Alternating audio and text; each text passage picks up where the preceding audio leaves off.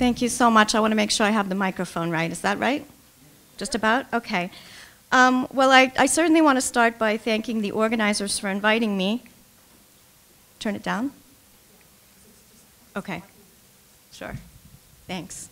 I always have height problems with mics. And I'm especially grateful to have been included despite the fact that I actually might be described as part of the problem. And by that I mean the cultural problem that makes a conference like this necessary. Because I'm studying some of the factors that have long made it difficult to devote sufficient attention to Russia's regions. And what I mean by this is that in many other cultural traditions, the importance of regions and regionalism is a given. They exist, they've maybe always existed, and we talk about them. In the Russian tradition, regions and regionalism often struggle for acknowledgement, for attention, for respect. Most notably in literary discourse in Russia, what we usually get in place of regions and regionalism is provinces and provincialism, that is provincia and provincialnost. And the book that I'm working on now tries to make sense of this fact, mostly by looking at 19th century canonical Russian prose. So I really am talking about a discourse that originates in the center and is imaginary. I'm writing about a certain set of images that have often shaped and misshaped how Russian literature represents the nation's geography. So to introduce these images, I'd like to start out by looking at two maps from two different traditions, maps that represent radically different ways of thinking about geographic space. The first one, on this side, closer to me I think, is an 1808 postal map of central Russia. So what do we see? We see Moscow at the center of a web-like system. It's the hub of a wheel with spokes extending out to the perimeter. And the perimeter forms a ring with stations or towns every 20, 30 versts or so. And this arrangement is characteristic of the coach relay system that connected the empire. So if you were actually to take a compass and set the foot in the center of Moscow and then dial rings that were, say, 25, then 50, then 75 kilometers out, you'd probably find a pattern of settlement circles. And in fact, if you look at a road map of Russia today, you'll see more or less the same thing, which is all roads leading back to Moscow. And Petersburg, by contrast, you see is supported by just one road, the one that Radishchev made famous. So what do we learn from the image? Well, first of all, we see how the human geography of settlement around Moscow came to be organized according to a certain communicative logic. And that was a logic that did not aim to settle lands according to a grid. It didn't think in terms of grids. This map also has implications for how Russians have imagined geographic space, because even after technologies of transportation changed, Russian space often continued to be imagined as a series of concentric circles centered on Moscow. So this is a symbolic geography with a middle. And in 19th century discussions of European Russian geography, words like center, middle, heart, nucleus, seed, core, and inner recur constantly. So as one 19th century ethnographer put it, Moscow's absolute centrality was, quote, no accident. It lies at the very center of Rus, in a position so perfectly central that it corresponds to Russia's middle with mathematical precision, unquote. In the words of another writer, the memoirist F.N. Glinka, quote, Moscow is Russia's central sun around which other towns appear like planets. So, of course, the boundaries of this central Russia were redrawn many times as the shape and extent of the empire changed, but the idea that Russia has a middle, a space that's both interior and central, this idea was rarely challenged, nor was the assumption that this space was in some way uniquely important. So, in other words, looking at this map, we can see why Mayakovsky taught Soviet school children to say, «Начинается земля, как известно, от Кремля». The earth begins, as is well known, at the Kremlin. Okay, so now let's look at the other map, the one further away from me, and this is something that you're probably familiar with if you went to American secondary school, and that is Thomas Jefferson's 1785 Land Ordinance, a very famous document. And this image represents, first of all, the landmass of North America, but more importantly, it represents a plan for imagining, colonizing, organizing, and finally governing this land. So what's the first thing we notice if we compare it to the Russian map? Well, there's no center. And what does it imply, not to have a center? One thing this implies, I think, is that no particular place is necessarily more important than any other place. So instead of rings, Jefferson's map lays down a mechanical grid over the surface of the continent. It invites us to see the continent as a series of interlocking and essentially interchangeable 6-mile square, Lego-like sections. And each of these sections can be either subdivided so as to yield farms of a certain number of acres, or it can be endlessly extended so as to define the state borders that we still see today when we look at a map of the American Midwest. And here I'd like to draw on an analysis of Jefferson's land ordinance by the American cultural critic Philip Fisher. Fisher writes that the image can be read as an expression of what he calls, quote, Cartesian social space, space that is identical point to point, potentially unlimited in extent, with no clear logic of limitation. In this kind of space, the kind that's imagined by a grid, all parts are in essence identical, and therefore, as Fisher notes, any part can stand for or represent the whole. So what this means is that in theory, Kansas City, Missouri, or Fresno, California, or Denver, Colorado, any of those has the same claim to meaningfulness and representativeness as does New York or Los Angeles or Boston.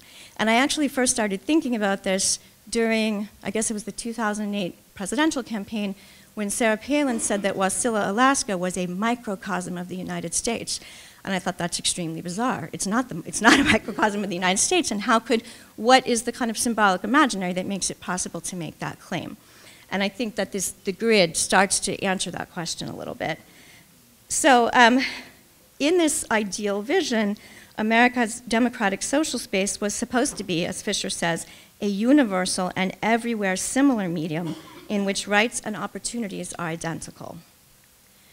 So obviously, you can't get much further from America's relentlessly equalizing grid than Russia's series of concentric circles radiating out from a single focal point. The important thing, though, isn't the obvious contrast, but rather what this suggests for how meaning inheres, or how meaning does not inhere, in geographic space. So the main question I want to ask now is, in the Russian map, what happens in semiotic terms as you move away from the center of the circle? And I would argue that in general, as you move out from the center, meaning is diluted, coherence fades, and entropy prevails. So the further you get from the center in this imaginary system, the more things fall apart. Because the center is what provides the ordering power that's necessary for meaningfulness and coherence. And this explains why a Russian historian could write in 1901, quote, in order to understand any of Russia's peripheral regions, one has to understand this seed that gave rise to Russian strength and vitality that then spread outward to the borderlands. So what this statement suggests is that even as the center of Russia was seen as the vital source of all energy and innovation, this kind of seed, kernel, it was also thought kind of vaguely to be under threat. It was dangerously vulnerable to the diffusing, squandering, entropic effects of all the surrounding supposedly empty space. As early as the 18th century, people feared that interior Russia was in decline because somehow it was being drained of power by these burgeoning peripheries. And these worries intensified along with imperial expansion, reaching an apogee possibly in the early 20th century. So in Gorky's words, for example, Russia's dull vastness threatens to, quote, suck in all cultural achievement. Or, as Berdiaev put it, the center was ever at risk of, quote, sinking into the fog of the deep provinces. Okay, so now that we've looked at the maps, I want to use them to think about, first of all, a very strange passage in a pretty well-known Chekhov story. And second, after that, some distortions that we encounter over and over in the way that literature represents the nation space. So first, Chekhov. In an 1899 story called Putalam Sluzhby, which is usually translated as unofficial business, but sometimes in other ways. So there's this young government official, his name is Lizhin. He's originally from Moscow, but he's been assigned to serve in an unspecified Russian province. And this official is then sent out to an even more remote provincial place because he's charged with investigating the unexplained suicide of another official. So he finds himself in a miserable village, which is given a name, Sirnya, but no location. And there he's forced to spend hours alone in a dark hut, alone with a suicide's corpse, with a blizzard raging outside. But as he keeps saying, he's not afraid. And the reason he's not afraid is that nothing here is meaningful enough to be frightening. Chekhov's bureaucrat muses, quote, "If this person had killed himself in Moscow or someplace near Moscow, then it would have been interesting, important, even frightening. But here, 1,000 versts from Moscow, all this was somehow seen in a different light. All this was not life, not real people. It would leave not the least trace in the memory, and it would be forgotten as soon as he departed," unquote. So he thinks to himself that everything in this remote place is, quote, "alien, trivial, and uninteresting." In his estimation, what's wrong with the provinces is that things here don't mean anything. Quote, "Everything here is accidental, случайно. There can be no conclusion drawn from it," unquote. So over and over, he returns to the thought that, quote, "Here there's no life, but just bits of life, fragments. Everything here is accidental, случайно." So he longs for what he calls the cultural center, quote, "a place where nothing is accidental, where everything is in accordance with reason and law, where every suicide is comprehensible, and one can explain why it is and what significance it has in the general scheme of things," unquote. So this is very weird. What strikes Chekhov's Moscow bureaucrat as most painful about this hideous event that he's investigating is precisely its distance from the center. It's this distance that renders phenomena unbearably trivial. So what he finds intolerable is not the suicide, the intractable poverty, the filthy hut, the snowstorm, or the pervasive injustice. It is rather the fact that this backwater has no power to confer significance on any of it. The way he sees it, the meaninglessness of anything that might happen in this place is an inevitable consequence of the place itself. And that's because, according to the schema that's implied in Chekhov's story, only phenomena that fall within range of the capital's ordering powers, even some random suicide, only these phenomena will be rendered legible and significant. So I think that what this very short story is doing is both actually reproducing and critiquing a pattern of representation that we often find in Russian literature's depiction of the nation's physical space. This system assumes that what happens in the center, in Stolitsa, is meaningful. What happens outside the center, in Provincia, is meaningless. But what is really strange is that in literature, the system we see imagined in Chekhov's story holds not just for Moscow, but also for the other capital, for Petersburg. And this despite the fact that Petersburg is, of course, not located in the geographic center of the nation, far from it. As Lotman put it, Petersburg is the kind of capital that's situated at the very edge of the nation's cultural space. And yet, ever since its founding in 1703, Petersburg has proven equally capable of functioning as a center. And this, I think, is why Chekhov's character in Putalam Службы actually conflates Moscow and Petersburg at one point. He thinks to himself in another very strange passage, quote, "Our homeland, the real Russia, is Moscow and Petersburg. Here is just the provinces, the colonies. Родина, настоящая Россия, это Москва, Петербург, а здесь провинция, колония." So Moscow and Petersburg, as this phrase suggests, in many works of literature, the two capitals play virtually identical roles, despite the obvious differences in what each city stands for. So, for example, in Three Sisters, when Chekhov's Prozorovs stand on their provincial porch and say "v Moskvu," what they're doing is virtually identical to what Gogol's provincials are doing in the Inspector General when they direct their gaze longingly toward Petersburg. Everybody is dreaming about the capital's signifying power. For Chekhov's characters, as for Gogol's, the capital, any capital, is a quasi-magical and patently unreal ideal toward which provincials look in the hopes that their insignificant lives will take on meaning when subjected to the center's ordering logos. So we see that the doubling of real-life capitals didn't really disrupt the culture's powerful center-periphery binary. In fact, having two competing centers seems to have rendered the capital-province opposition even more powerful. Similarly, the existence of non-Russian and semi-Russian places at the edges of the contiguous empire. So I'm talking about places like Siberia, Ukraine, the Caucasus, even at certain points the steppes.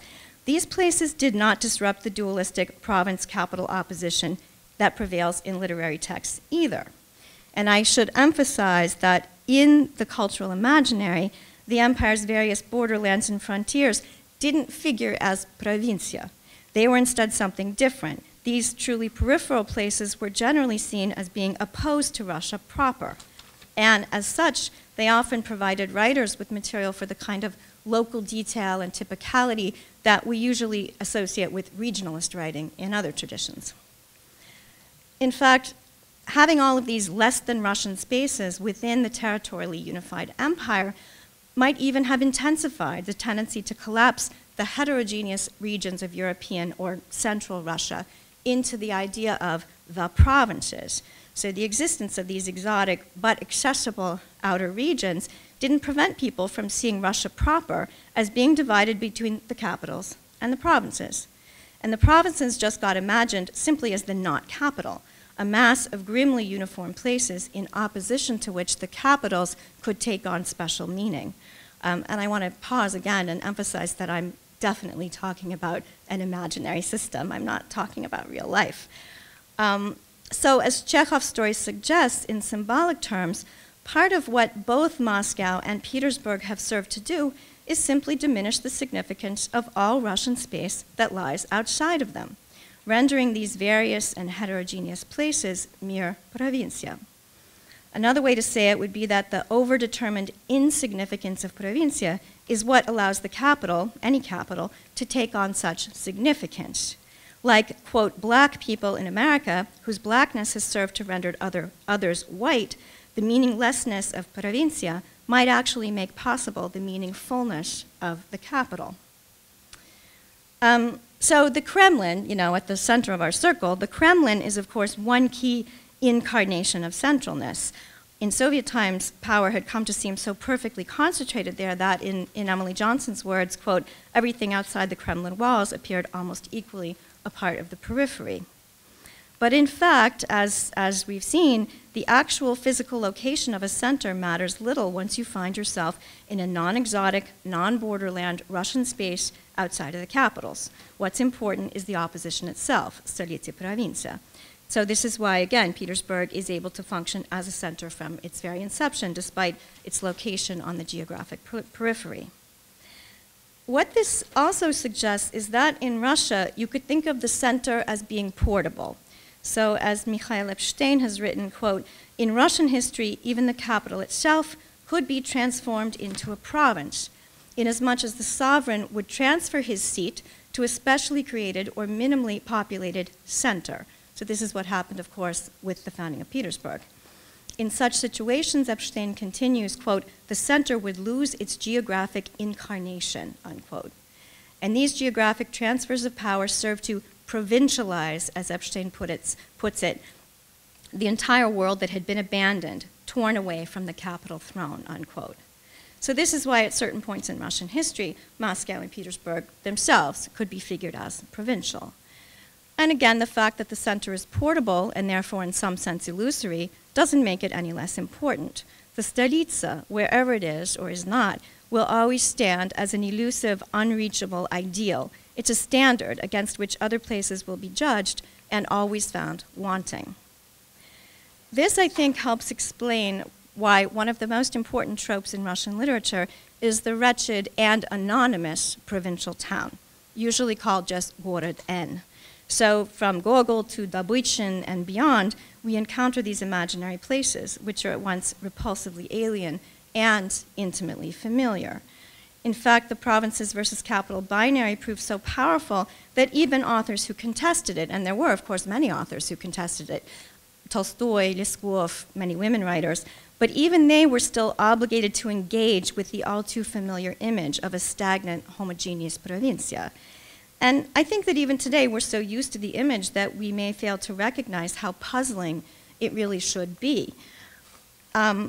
What's also puzzling is that this image, this kind of Город N place, hardly changes at all over the course of a century and a half. So Gogol, Herzen, Turgenev, Goncharov, Khoshinskaya, Dostoevsky, Chekhov, both Sologovs, Dabuichin, and I could go on, all reprise the dead-in-life provincial town, a place that's distinguished only by its indistinguishability from other provincial towns. That is, even though Russian society underwent truly radical changes in the years that my work looks at, which is roughly 1830 to 1917, or maybe up to 1930, Provincia continued to be depicted in almost identical terms, as if changes as momentous as the end of serfdom, the rise of a market economy, revolutions in transportation and literacy, the gentry's decline, et cetera, as if all of this was powerless to affect Russia's provincial core. Provincia never changes because it's imagined as being fundamentally ahistorical. And that's why Bakhtin describes provincial places in literature as eventless. They're places that are mired in what he calls, quote, a viscous and sticky time that drags itself slowly through space, unquote. So at this point, I want to make sure that I've been clear about what exactly I'm talking about or where exactly I'm talking about when I talk about the provinces and provincialism. The label provincial does not refer to rural life, and only sometimes does it refer to the life of the gentry estate, as I'll discuss in a moment. Rural life is the village, that's dеревня, деревенский, whereas provincialny, or in Gogol gubernsky, this generally refers to provincial cities and towns, and sometimes to gentry estates that have failed to attain to a certain civilizovanность. So provincia is not linked with nature in any consistent way, and above all, peasants are never provincials, and peasant culture is not provincial culture. And that's because peasants are not trying and failing to follow the mode of the capital. They're simply not implicated in the semiotic system that Franco Moretti has described as, quote, fashion, this great metropolitan idea, this engine that never stops and makes the provinces feel old and ugly and jealous and seduces them forever and a day. So what marks provincials, but not peasants, is a fatal lack of ease and naturalness, this kind of trying too hard that becomes the subject of so much mockery in 19th century literature. Whereas peasants are not speaking bad French, and they're not boasting of their very local high society. Peasants are associated with a folk authenticity, and it's precisely authenticity to which the provincial sphere has no legitimate claim from the point of view of the center. So to be provincial is to be behind. You can only be behind if you inhabit a social world that believes in progress, fashion, the march of enlightenment, things like that. This is what marks provinciality as a modern phenomenon, bound up not only with modern forms of government, like centralized control, but also with modern forms of consumption, like ever-changing fashion, economic exchange, entertainment, artistic trends, etc. Provincials are, above all, imitators, always trying to catch up. Thus, the story of Russia's anxiety about provinciality is the story of its desire to be modern and Western, two terms that have often been taken to mean the same thing. So what then about gentry estates? Is an estate or was an estate provincial in this sense? I think that an estate, regardless of its location, could be either deeply provincial, that is, in the sense of culturally isolated and marked by inept imitation, or it could be not provincial at all. So obviously the states in Gogol's Dead Souls, where culture exists as a kind of detritus of some far-off civilization, these are the epitome of provinciality, and they occupy the same symbolic space as Dead Souls' Gorod N. But in Fathers and Sons and Anna Karenina, while the Kirsanovs and Lyovin's estates are not lavish, they do exactly what such places were supposed to do. That is, they produce their own version of elite culture, effortless, natural, which basically mirrors or sometimes complements the culture of the capital. So this is why, for example, in Fett's 1856 poema Two Lindens, Dwie Lipki, the facade of a patriarchal manor house on a very remote estate is said to exemplify столичный вкус. Вкус был на манер столичный, во всем фасаде сохранен отличный. So successfully achieved country estates, like the ones we often encounter in Tolstoy and Turgenev, they did what British country houses were thought to do. That is, they served as what one historian of Britain has called, quote, the image of true civilization and social cultivation in the countryside, unquote. So here I would point to the title of a magazine in late 19th century Russia, sort of like Our Better Homes and Gardens. The magazine was called Stolitsa и Усадьба. It was definitely not called Stolitsa и Provincia, right? Because Stolitsa and Усадьба, there was a sort of equivalence there.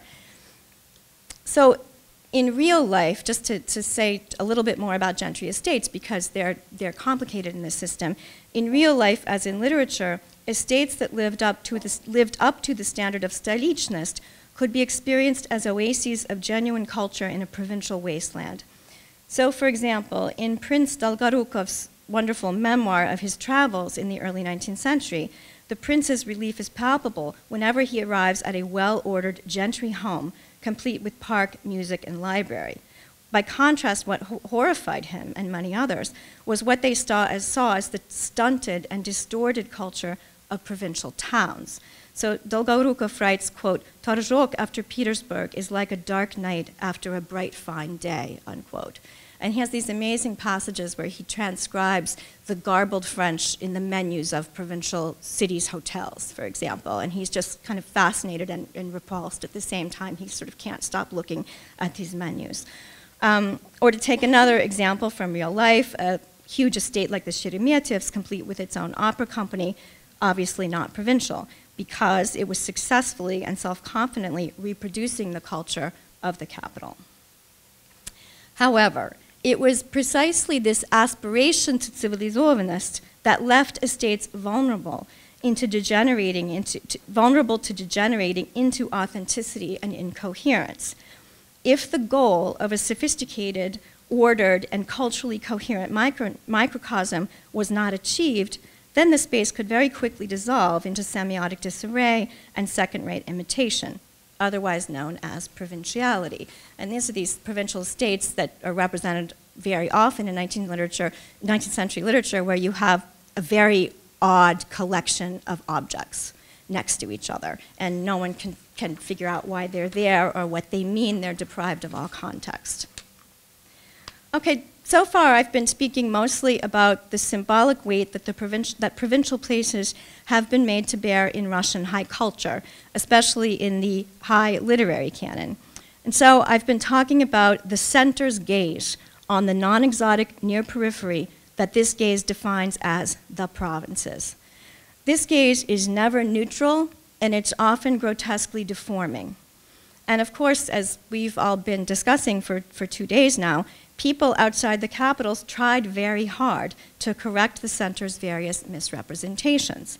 Geographers, ethnographers, statesmen, military strategists, journalists, all were working to counter received ideas about provincial homogeneity and monotony, and to create categories of localness around which real-world regional identities could take shape.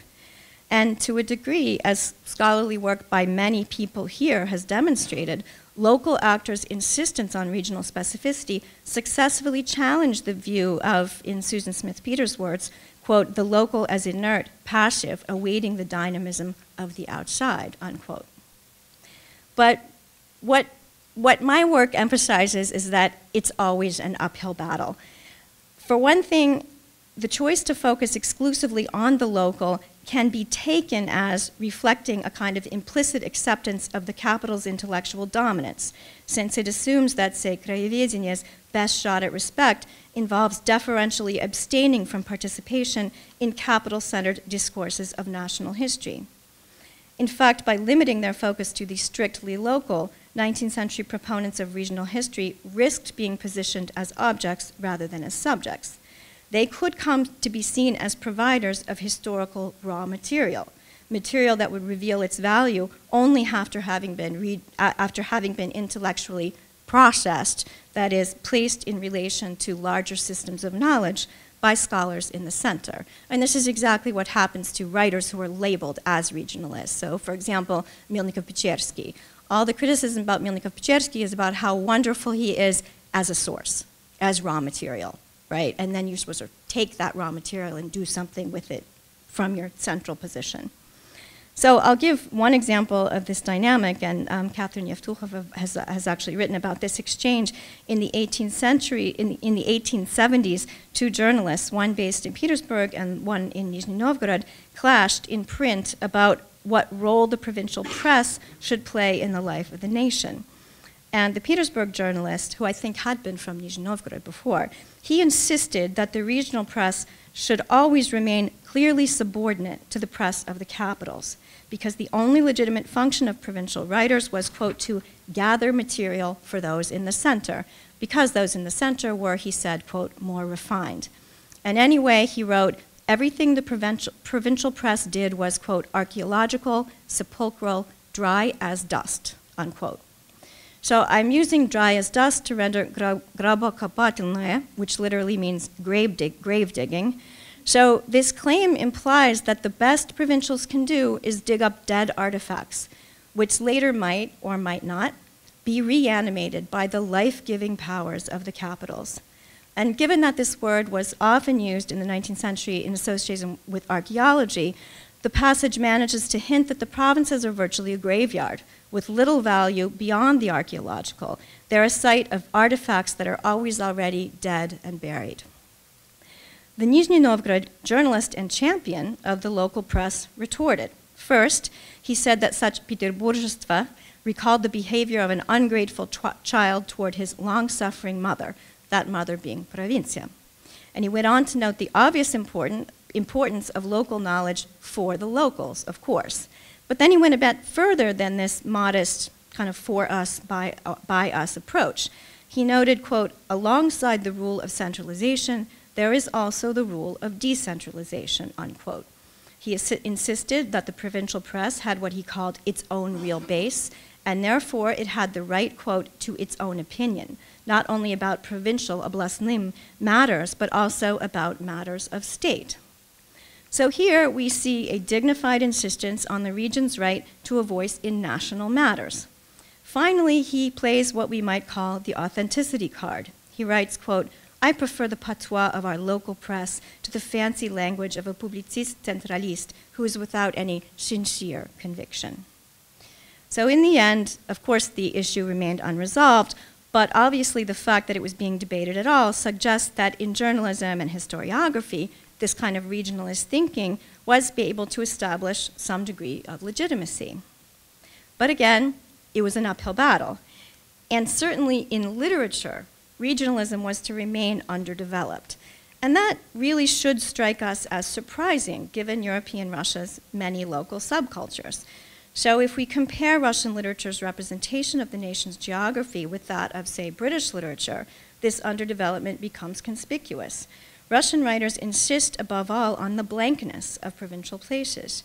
English writers, by contrast, spent much of the 19th century imagining a detailed picture of the British Isles, a rich symbolic geography of the nation that encompassed not only London, but also Jane Austen's estates in their various specific counties, the Bronte sisters' North Yorkshire moors, Walter Scott's Highlands, Dickens' suburban retreats, and so on.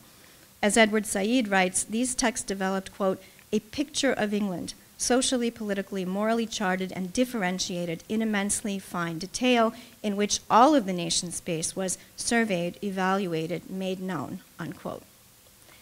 I realize that there are exceptions to this. However, by and large, this is not what high Russian literature was doing.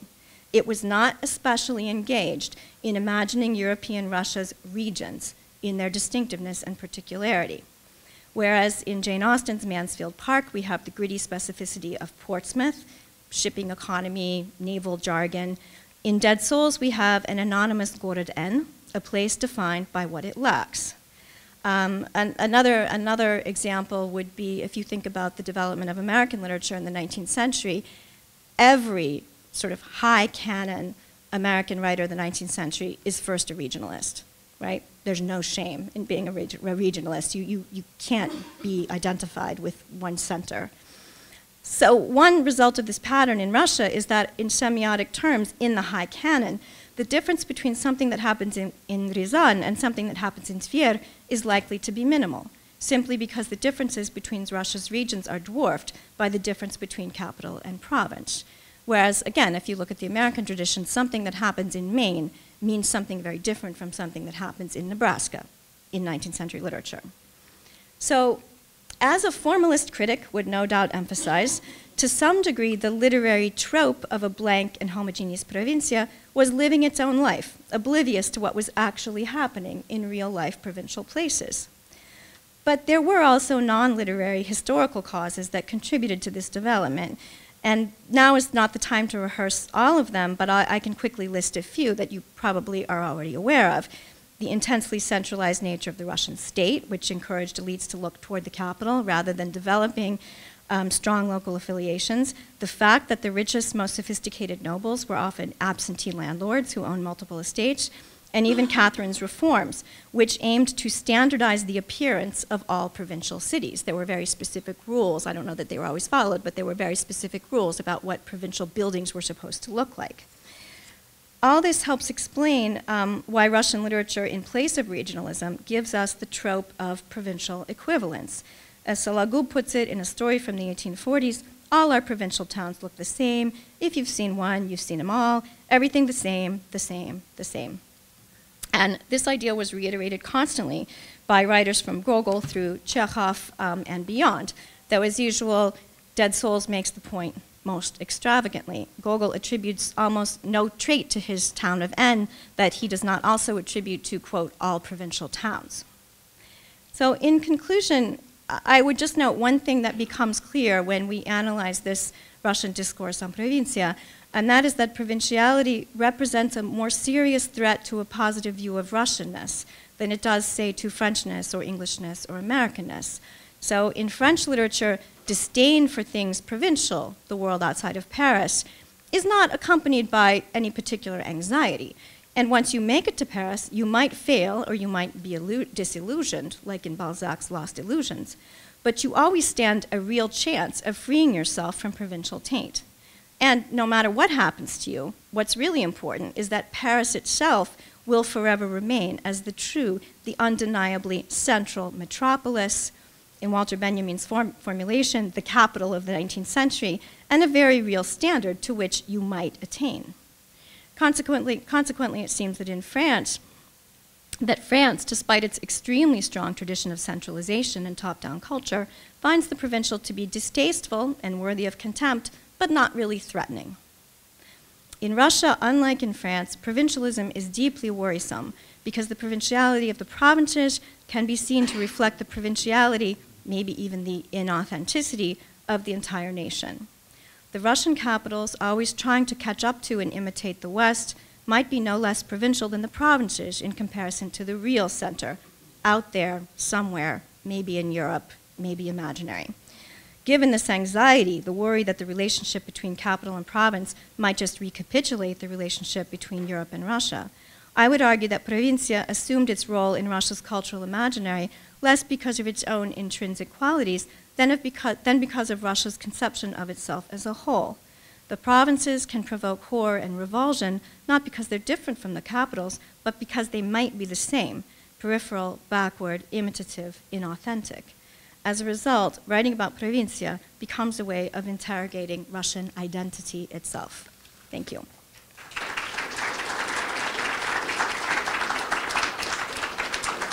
I'm going to change glasses so I can see you.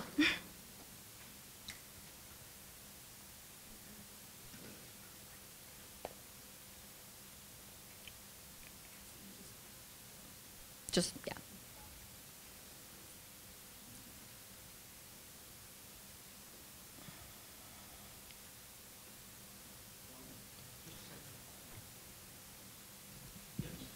Hello? Okay.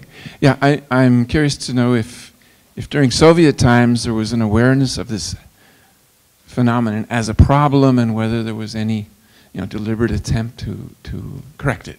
Yes, it was definitely recognized as a problem in Soviet times, and there was an editorial at one point in Pravda, I think around 1930, that said that the dark word provincia no longer has a place in our language because in the Soviet Union we don't have provinces anymore. You know, we have this sort of, we have equal space. And there was, particularly in the 1920s, which is, again, I don't look at the 20th century in this project, but certainly in the 1920s when there was a kind of horizontal impulse and this attempt to sort of spread out in terms of representation and look at all of the Soviet Union. If you think of something like Zygivertov's film «Шестая часть мира», which is all about this huge space and how we're going to look at all of it and think about it in horizontal terms, that I think was a response to the system that I'm describing. Does that make sense? Yeah.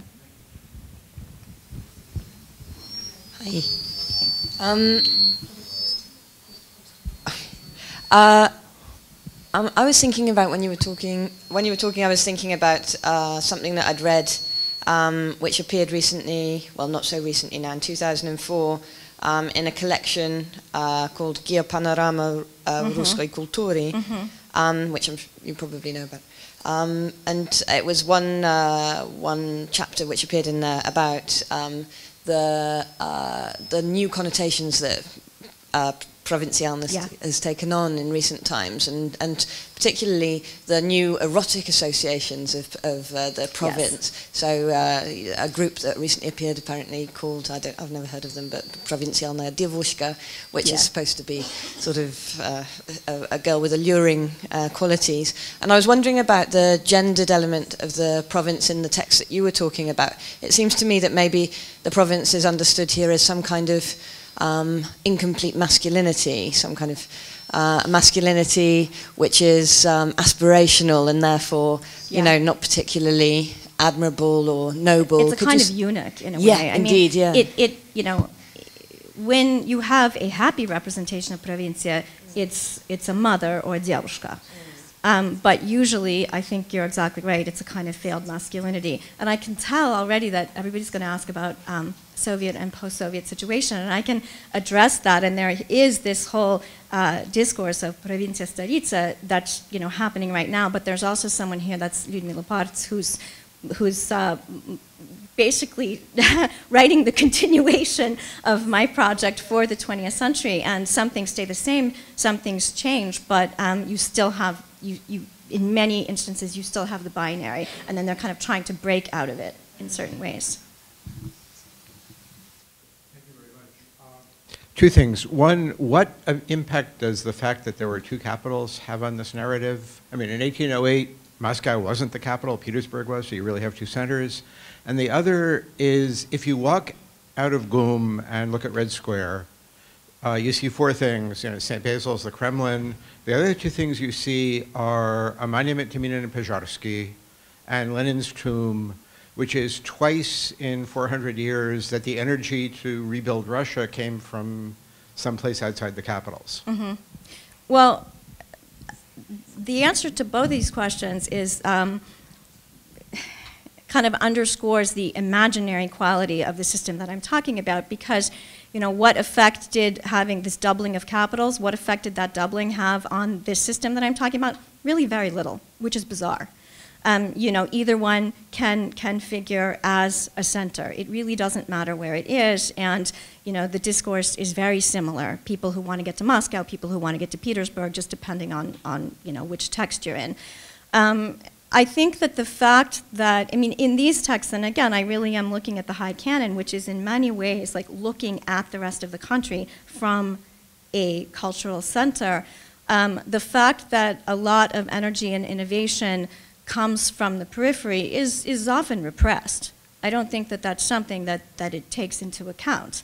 It might come, you know, I mean, what happens, and I hope I made this clear, is so you move from the center, and then you get to this kind of blank provincia, and then you get to a very not blank borderland, you know, and that is Siberia. You know, Siberia is never provincia. The Caucasus, even Ukraine, and those places rate close attention. They might even be threatening. You know, you have to be interested in them, and they're not blank at all. So you might attribute a kind of cultural energy to those truly peripheral places, but the idea that something radically new would come out of dead provincia, I don't think that would have been acknowledged in the period I'm looking at. But you might have had like a pure young maiden or something. That's like the best you could do. Yeah. I'm sorry, where's the mic now? I have a mic. We have 2 mics. Oh, okay, sorry. We're going to speak at the same time and compete. Okay, I'll be quick. I'll be very quick. Okay, I have a problem with something you said towards the end of your talk, which is this essentialized notion of regional identity, right? You're talking about people that are coming from the provinces and going to the capitals and never being able to shed this stain of being from the provinces, right?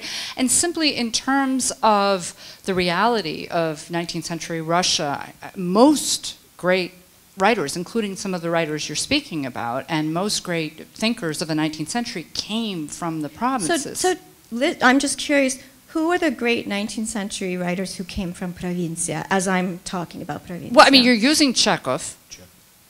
Chekhov is not from Moscow or Petersburg, but I also said thinkers. I'm thinking of Dobrolubov, I'm thinking of Chernyshevsky. So I think one thing that's... So are you doing Noble Raznichinsi? No, I think actually one thing I'm trying to do is I'm talking about a system that operates in fiction. I'm really talking largely about a kind of high canon literary system. So, and for example, if you, for example, in music, in painting, it doesn't work this way at all. Even in poetry, it doesn't work this way. But specifically in the tradition of the Russian novel, it tends to work this way. And it doesn't matter that the fact that, you know, somebody could come from Provincia to the capital and shed his provincial identity, totally true. Or you could come from someplace exotic like Ukraine to the capital and you could play up your Ukrainianness like Gogol did and get a lot of points for it. But what happens in representation is really different from what happens in real life, and that's what's so weird, is that these are very counterfactual texts. May I piggyback on that a little bit? I wonder also to what degree it's not the way the texts are written, but the way we read the text. I mean, because I remember in childhood reading all of these classic works. I had not the slightest idea where they were, but actually if you go back in this Gubernsky Gorod N, it may be N, but there's a tactile feeling for place. I remember Jane talking about this at one point also, that maybe we're not really reading it correctly. Melnikov-Pechersky has not always been considered only a source. He's been considered a good writer at various junctures. Think of Aksakov and his description of the steppe landlords. It's extremely there are all these limit cases, it's true, and Aksakov is particularly interesting because the period when Aksakov is writing his beautiful descriptions of the steppe, it's not Provincia yet, right? The steppe is still sort of being conquered in a sense. And the steppe, you can kind of watch it going from being wild and scary to really boring and flat over the course of the 19th century. So I do think that there are all these limit cases. As far as, you know, to what degree a 19th century reader would have felt the specificity of a Gorod N, you know, maybe. But in my sort of anthropological inquiries, you know, so kind of high culture Russian readers tend not to emphasize that. Maybe it was possible. Maybe it was possible to read, for example, Fathers and Sons, which has a really kind of, you know, really bad Gorod N scene, and think, oh, I think that that's actually Saratov. But it's not the sense I've gotten from most readers. Oh, thank you very much for the very interesting paper. I think that there is you showed peculiar similarity between this logic of center-province and classical mythological model of center-periphery, where periphery is the location of chaos. But I think that you showed how enlightenment enters into this mythological picture, and sort of the rationality resides in the center, while irrational and therefore threatening world goes into the periphery. Would you agree that this enlightenment rewriting of the mythological semiotics also includes the temporal dimension? That, for instance, you were quoting Bakhtin, who wrote, as we remember, about Flaubert, right? And he writes that the provincial time is circular. So there is no linear time, there is no idea of progress, right? And in contemporary works that come to my mind, there is this constant theme that you leave Moscow 50 kilometers, you get into Middle Ages, and so on and so forth. Tolstoy, Petrushevskaya writing about this constantly. Another question, the famous Derrida's notion that the center controls the structure but doesn't belong to it. Does it fit this model that you presented? Does it maybe explain such phenomena as the Petersburg myth, as something... The portability of that center? Not portability, but the thing that, according to Toporov, of course, the Petersburg myth combines periphery and the center in itself. It's at the same time rational, but this rationality is chaotic and scary and unpredictable, etc., etc. Yes, I think that's extremely useful for thinking about Petersburg specifically, and for thinking about, you know, Bialy's Petersburg, which is kind of the paradigmatic Petersburg, definitely. To go back to the first question, is it about time as well as space? Yes, definitely. But what's interesting is that in a lot of the texts I'm looking at, you don't necessarily go backwards when you go to Provincia. That would be nice, right? Because if you go backwards, you sort of know where you're going. You go instead into this like jumbled, mixed up kind of time where things that shouldn't be next to each other are next to each other. So I'm thinking of a Melnikov-Pechersky story that's about the living room of a provincial merchant in another Gorod N. And he has icons, he has a stuffed parrot, he has a bust of Voltaire, and he has a letter, the letter F, cut out of paper and stuck next to them. And there's no knowing why these things are there, and it's the same with the sort of temporality, like you're not really sure when you are when you go back. It would be more reassuring if in these texts you were just going back in time. So, Edith. Okay, just a couple things about the story you just talked about. That merchant could be sort of an image of the absurd because of his being a merchant rather than being in the province. Merchants were liminal; they weren't in the discourse of enlightenment.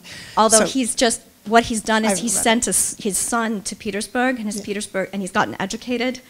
And then his son does something he doesn't like, so he murders him. And then he's stuck in his, and he is actually, this merchant is not provincial. You know, this merchant, I mean, he believes in his values so strongly he's willing to murder his own son. Actually, it was his daughter-in-law. He murdered the daughter-in-law, then the son went crazy. And he's not provincial. And the way he resisted becoming provincial in the way that you're describing is by sticking to his guns, committing murder. But he's surrounded by all these confusing objects that he doesn't understand. Anyway, I was actually going to talk about something, but I'll have to read that for sure. It seems to me that the discourse first of all, we have that particularly Russian provincialism being created by a Ukrainian Russian writer to start with, which is really problematic. Yeah. Somebody who hated St. Petersburg and just saw its parody all over Russia in provincial towns and cities, right? So, how representative is that? And then but let me, I'm going to go on for a while here. Just you go to Turgenev, really different. Rudin, which many people don't like, but anyway, I think it's really interesting as one of those turning point works where you have Daria, who's the owner, who's a parody or kind of a travesty of Catherine II in her own way, and brutalist. I mean, unethical, and uses people as sort of aesthetic, intellectual toys or something. But at the same time, as Victor Ripp says, that's for Turgenev, the Usadzba is also a place, a locus in which people start, the gentry start to have their own voice, and they aren't just dvaryanya. They're not just their allegiance isn't just to the court, and. So it's really quite complicated, it seems to me. And it's really hard to attach, a single meaning. And then, of course, the strength of the Usadzba lasts into the sort of Kupieczeństwo, quote-unquote, capitalist growth era, where everybody's buying up Usadzba because they want to imitate that. It has a lot of power. And then even in the post-Soviet time, in the memoirs of new merchants, new industrialists, like Alexander Panikin, for example, owner of Paninter, who bought up old Usadzby so that he could start that Abramtsova, that we'll have a space of a room of our own, but an Usadzba of our own, right? Where we can talk and be creative separate from the state. So there are a lot of things going on. I mean, I think one of the things is that Turgenev is especially interesting because it's not the same in every novel. Sometimes you get a Goroden, right? Sometimes you get, like in Dvoryanskoye Gnezdo, you get a gentry estate that's very remote that potentially has the locus for, the potential for becoming the locus of a sort of a legitimate kind of high culture that is going to be productive and sort of carry people into the future. So I think that that's absolutely true that in Turgenev you have different things going on. Tolstoy, you have the center of the world in Yasnaya Polyana. That's what you have, right? This is another discourse. It's a completely different way of imagining space, right? He's not so interested in the capitals. I mean, they're there, but they're sort of there in a horizontal way along with other spaces. And what he imagines, like I think if Tolstoy closed his eyes and imagined the Russian countryside, he'd imagine a bunch of centers, which would probably be Usadzby, toward which the agricultural lands around them sort of directed their gaze and their labor. So there's that. As far as the Gogol question, well, when Gogol first published Dead Souls, people were very angry and said that this is like a Ukrainian taking revenge on us. First of all, he knows nothing about the Russian countryside, and he didn't. I think he spent 11 days there. And it was a very sort of counterfactual, image that he was making up. And even now, people, there are Russian critics who really hold that against Gogol, that he was a Ukrainian who dissed our provincial places. Yeah.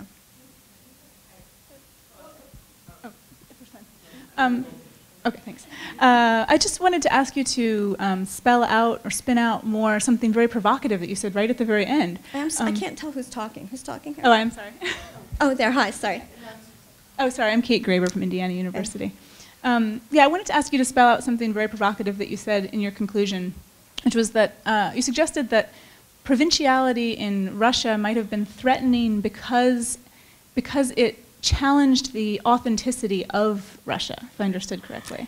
I would really like to hear you say more about inauthenticity or sources of authenticity, because it seems so surprising, since a lot of the literary texts that you're talking about draw on the Russian countryside as a source of authenticity. So could you say more about that? Well, first of all, I don't even let my students use the word authenticity. And if I'd had time, I would have had my paragraph about how it's totally Saussurean. I mean, you can only have authenticity if you have inauthenticity. So I don't really believe in it anyway. And I think that the sort of imaginary inauthenticity of certain imaginary provincial places is what allows you to think there might be authenticity. So if you have a bunch of Gogolian provincials imagining how much watermelons cost in Paris or in Petersburg, it's their inauthentic life that creates the possibility of this authenticity. So I'm not using the word authenticity I didn't mean to suggest that that it's a real thing. I do think that what is noticeable, in the Russian tradition is that, first of all, this animus against provinciality. Like, who cares? They're provincial. They have bad taste. Their clothes don't look good. They have silly taste in literature. Why this animus against them and this sort of demonizing of provinciality, which you don't see in other traditions? Okay, and so I think that comes from, I think it basically comes from having a peripheral relationship to a culture that is seen as a standard. So Edith is telling me I need to stop. Thank you very much.